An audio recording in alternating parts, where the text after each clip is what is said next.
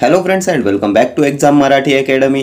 तर मित्रांनो, या व्हिडिओत आपण मराठी ग्रामरचे क्वेश्चन्स पाहणार आहोत। TCS व IBPS ने कंडक्ट केलेल्या सर्व एक्झामचे प्रीवियस इयर क्वेश्चन्स सुद्धा यात इन्क्लूड आहेत आणि हे सर्व क्वेश्चन्स प्रत्येक एक्झामला रिपीट होताना दिसतात। त्यामुळे हे क्वेश्चन्स तुमच्या एक्झामिनेशन पॉइंट ऑफ व्ह्यूने मोस्ट इम्पॉर्टंट असणार आहेत।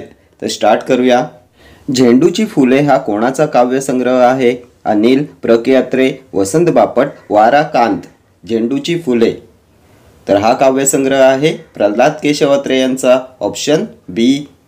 प्र के अत्रे, प्रल्हाद केशव अत्रे यांचं टोपण नाव काय आहे? केशव कुमार। खूप वेळा एक्झामला विचारण्यात आलेला क्वेश्चन आहे हा। त्यानंतर अनिल हे कोणाचं टोपण नाव आहे? तर आत्माराम रावजी देशपांडे।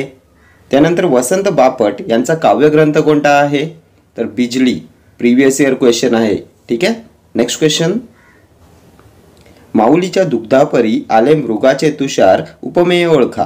तृप्त करणे, माऊलीचे दुग्ध आले की मृगाचे तुषार। तर उपमेय म्हणजे काय? तर मूळ वस्तू। उपमेय वाक्यात मूळ वस्तू काय आहे? मृगाचे तुषार। सो ऑप्शन डी येईल तुमचं करेक्ट आन्सर। उपमेय येईल मृगाचे तुषार। आणि उपमान काय येईल? तर माऊलीचे दुग्ध। ज्याची उपमा दिलेली असते ते उपमान आणि मूळ वस्तू असते उपमेय। आणि जर अलंकारामध्ये हा प्रश्न आला तर कोणता अलंकार येईल? माऊलीच्या दुग्धापरी आले मृगाचे तुषार। तर सम, समान, सारखा, परी, परीस हे शब्द असलेला अलंकार असतो उपमा अलंकार। दोन वस्तूंमधील साधर्म्य दाखवण्यासाठी सम, समान, सारखा, परी, प्रमाणे या शब्दांचा वापर केलेला असतो उपमा अलंकार, ठीक आहे। नेक्स्ट क्वेश्चन, व्याज या शब्दास पुढीलपैकी कोणता पर्याय समानार्थी नाही? कपट, सोंग, भाडे की रक्कम। व्याज या शब्दास पुढीलपैकी कोणता पर्याय समानार्थी नाही? तर व्याज म्हणजे कपट, सोंग, भाडे, रक्कम येणार नाही। ऑप्शन डी येईल तुमचं करेक्ट आन्सर। व्याजचा अर्थ रक्कम होत नाही। नेक्स्ट क्वेश्चन, रुक्मिणी स्वयंवर ही कोणाची रचना आहे? संत एकनाथ, संत तुकाराम, संत जनाबाई, संत नामदेव। रुक्मिणी स्वयंवर, तर ही रचना आहे संत एकनाथ यांची, ऑप्शन ए। संत तुकाराम अभंग गाथा, संत नामदेव नामदेव गाथा। पुढचा प्रश्न, अज या शब्दाचा एक अर्थ आहे बोकड, तर दुसरा अर्थ कोणता? माणूस, राक्षस, ईश्वर की गाढव। अज या शब्दाचा अर्थ असतो बोकड आणि दुसरा अर्थ काय असतो? तर ईश्वर, ऑप्शन सी। ईश्वर, परमेश्वर, त्यानंतर अलख, अलक्ष, ईश, ठीक आहे, अज। नेक्स्ट क्वेश्चन, जिथे एखाद्या गोष्टीचे खरे कारण लपवून दुसरेच कारण देण्याचा प्रयत्न केला जातो तिथे डॅश हा अलंकार होतो। ससंदेह, स्वभावोक्ती, व्याजोक्ती, चेतन गुणोक्ती। तर व्याजोक्ती अलंकार असतो, ऑप्शन सी। जिथे एखाद्या गोष्टीचे खरे कारण लपवून दुसरेच कारण देण्याचा प्रयत्न केलेला असतो, व्याजोक्ती अलंकार। स्वभावोक्तीमध्ये काय असते? तर एखाद्या प्राण्याचे, स्थळाचे किंवा वस्तूचे हुबेहूब पण वैशिष्ट्यपूर्ण वर्णन केलेले असते। मातीत पसरले ते अतिरम्य पंख, केलेवरी उदर पांडुर निष्कलंक। स्वभावोक्ती अलंकार खूप वेळा एक्झामला विचारलेला क्वेश्चन आहे। चेतन गुणोक्ती, तर निर्जीव सजीवाप्रमाणे कृती करतात असे वर्णन केलेले असते। चाफा बोलेना, चाफा चालेना, ठीक आहे। पुढचा प्रश्न, त्याचे कपाळ रुंद आहे अधोरेखित शब्दाचा अर्थ खालीलपैकी कोणता आहे?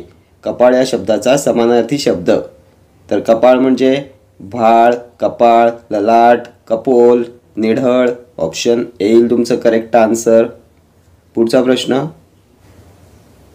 पुस्तकावर लाल पेनाने खुणा केलेल्या होत्या अधोरेखित शब्दाचे एक वचन कोणते आहे? खुणा या शब्दाचे एक वचन, खून, खूण, खुना की खून। तर खूण, खुणा, ऑप्शन बी येईल तुमचं एक वचन, खूण, खुणा। पुढचा प्रश्न, दिलेल्या शब्दासाठी योग्य समानार्थी शब्द निवडा। सारंग, कुरंग, मृग। हरिण, प्रमदा, काक की बगळा। तर सारंग, कुरंग, मृग म्हणजे हरिण, ऑप्शन ए। पुढचा प्रश्न, खालील सामासिक शब्दाचा प्रकार सांगा। प्रतिवर्षी, कोणता समास येईल? तत्पुरुष, द्वंद्व, अव्ययीभाव की द्विगु। तर आपण पाहिलं होतं प्रति, त्यानंतर आ, यथा हे उपसर्ग लागलेले शब्द असतात अव्ययीभाव समासात, ऑप्शन सी। प्रतिवर्षी, प्रतिदिन, प्रतिक्षण, त्यानंतर आजन्म, आमरण, यथावकाश, यथाविधी हे सर्व आहेत अव्ययीभाव समासाची उदाहरणे. ठीक आहे. द्विगु समासात काय येते तर पहिले पद असते संख्या विशेषण आणि शब्दातून समूह दर्शवलेला असतो. नवरात्र नवरात्रींचा समूह, त्रिभुवन, त्यानंतर सप्तरंग, पंचवटी, 5 वडांचा समूह पंचवटी. द्वंद्व समास आई वडील, राम लक्ष्मण, बहीण भाऊ, विटी दांडू, स्त्री पुरुष. ठीक आहे. पुढचा प्रश्न, देऊळ या शब्दाला समानार्थी नसलेला शब्द ओळखा. भुवन, देवालय, मंदिर की राऊळ. देऊळ या शब्दाला समानार्थी नसलेला शब्द तर देऊळ म्हणजे देवालय, मंदिर, राऊळ. भुवन येणार नाही. भुवन म्हणजे घर. ऑप्शन ए येईल तुमचं करेक्ट आन्सर.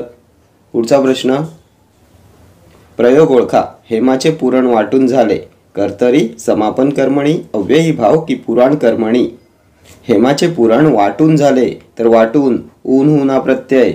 त्यानंतर हेमाचे चे म्हणजे चाचीचे प्रत्यय, षष्टी विभक्तीचा प्रत्यय कर्त्याला. त्यानंतर वाटून झाले क्रियापदातून कार्य समाप्ती दर्शवलेली आहे. कोणता प्रयोग असतो? समापन कर्मणी प्रयोग. ऑप्शन बी. कर्त्याला षष्टी विभक्तीचा प्रत्यय असतो, क्रियापदाला ऊन प्रत्यय असतो आणि क्रियापदातून कार्य समाप्ती दर्शवलेली असते. ठीक आहे. नेक्स्ट क्वेश्चन, राजवाडा शब्दाचा समास ओळखा. तत्पुरुष, अव्ययीभाव, बहुव्रीही की द्वंद्व. तर राजवाडा विग्रह काय होईल? राजाचा वाडा. चे षष्टी विभक्तीचा प्रत्यय आलाय, षष्टी तत्पुरुष समास येईल. Option A. राजवाडा, राजाचा वाडा, राजपुत्र, राजाचा पुत्र. त्यानंतर वाघनख, वाघाचे नख. तोंडसुख, तोंडाचे सुख. त्यानंतर गायमुख, गायीचे मुख. ही सर्व आहेत षष्टी तत्पुरुष समासाची उदाहरणे. ठीक आहे. अव्ययीभाव समास आत्ताच पाहिलं होतं. आ, यथा, प्रति हे उपसर्ग लागून बनलेले शब्द. आमरण, आजन्म, प्रतिवर्षी, प्रतिदिन, यथावकाश. ठीक आहे. त्यानंतर अव्ययीभाव समासात आणखी काय येते तर घरोघरी, दारोदारी, पानोपानी, गल्लोगल्ली, जागोजागी हे शब्दसुद्धा येतात अव्ययीभाव समासामध्ये. बहुव्रीही समास वक्रतुंड, लंबोदर, लक्ष्मीकांत, नीळकंठ, गजानन. ठीक आहे. तिसऱ्याच पदाचा बोध होतो. द्वंद्व समास बहीण भाऊ, विटी दांडू, स्त्री पुरुष, आई वडील, राम लक्ष्मण. ठीक आहे. नेक्स्ट क्वेश्चन, मला चंद्र खूप आवडतो या वाक्यातील कर्ता कोणता आहे? मला चंद्र खूप की आवडतो. मला चंद्र खूप आवडतो वाक्यातील कर्ता तर कर्ता चंद्र येईल. ऑप्शन बी. पुढचा प्रश्न, वाक्याचा प्रकार ओळखा. आज पाऊस पडावा. स्वार्थी, आज्ञार्थी, विद्यार्थी की संकेतार्थी. आज पाऊस पडावा क्रियापदाला वा वी वे प्रत्यय. कोणतं क्रियापद असते? विद्यार्थी असते. वाक्य कोणतं येईल? विद्यार्थी वाक्य येईल. Option C. आज पाऊस पडावा वाक्यातून इच्छा दर्शवलेली आहे आणि जेव्हा वाक्यातील क्रियापदावरून इच्छा, कर्तव्य, शक्यता, योग्यता यांचा बोध होत असतो तेव्हा विद्यार्थी वाक्य असते. आणि विद्यार्थी क्रियापदात क्रियापदाला शक्यतो वा वी वे हे प्रत्यय असतात. ठीक आहे. स्वार्थी काय असते? फक्त काळाचा बोध होतो. आज्ञार्थी आज्ञेचा उल्लेख असतो आणि संकेतार्थी जर तरने जोडलेली वाक्य. जर अभ्यास केला तर पास होशील. ठीक आहे. संकेतार्थी. पुढचा प्रश्न,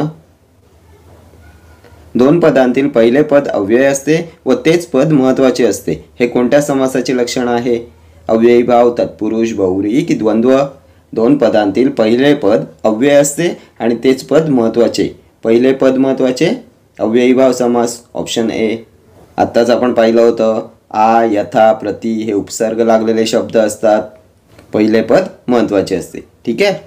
नेक्स्ट क्वेश्चन, तो इतका खेळला की त्याचे अंग दुखू लागले. अधोरेखित शब्दाचा प्रकार ओळखा. की या शब्दाचा प्रकार ओळखायचा आहे. उद्देशबोधक, विकल्पबोधक, स्वरूपबोधक की परिणामबोधक. तर की हे आहे परिणामबोधक उभयान्वयी अव्यय. Option D. हे सर्व आहेत उभयान्वयी अव्ययांचे प्रकार. परिणामबोधकमध्ये येते की, म्हणून, याकरिता, यास्तव. तो इतका खेळला की त्याचा परिणाम पुढे दिसलेला आहे, त्याचे अंग दुखू लागले म्हणून परिणामबोधक उभयान्वयी अव्यय. तो आजारी होता म्हणून शाळेत आला नाही. परिणामबोधक उभयान्वयी अव्यय म्हणून. उद्देशबोधकमध्ये काय येते? कारण की.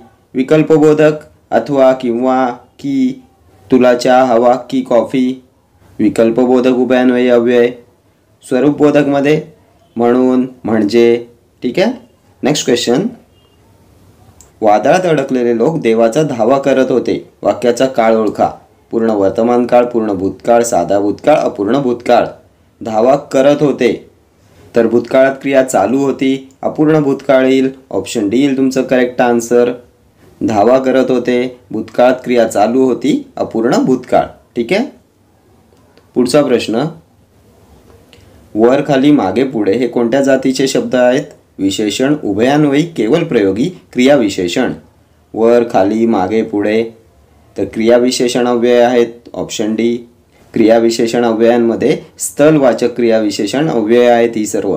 वर, खाली, मागे, पुढे. ठीक आहे. पुढचा प्रश्न. समानार्थी शब्द शोधा. अनल, नाद, कैफ, आर्जव की पावक. अनलचा समानार्थी शब्द. तर अनल म्हणजे पावक. Option D. पावक, अग्नी, विस्तव, त्यानंतर वन्ही, वैश्वानर ही सर्व आहेत अनलची समानार्थी शब्द. अनल म्हणजे अग्नी. आणि एक असतो अनिल. अनिल म्हणजे असतो वारा. ठीक आहे. अनिल म्हणजे वारा आणि अनल म्हणजे वन्ही, अग्नी. तर हे सर्व क्वेश्चन्स तुमच्या TCS आणि IBPSने कंडक्ट केलेल्या एक्झामचे क्वेश्चन्स आहेत. आणि असेच सर्व क्वेश्चन्स नेहमी रिपीट होताना दिसतात. त्यामुळे हे क्वेश्चन्स तुमच्या एक्झामिनेशन पॉईंट ऑफ व्ह्यूने मोस्ट इम्पॉर्टंट ठरणार आहेत. ठीक आहे.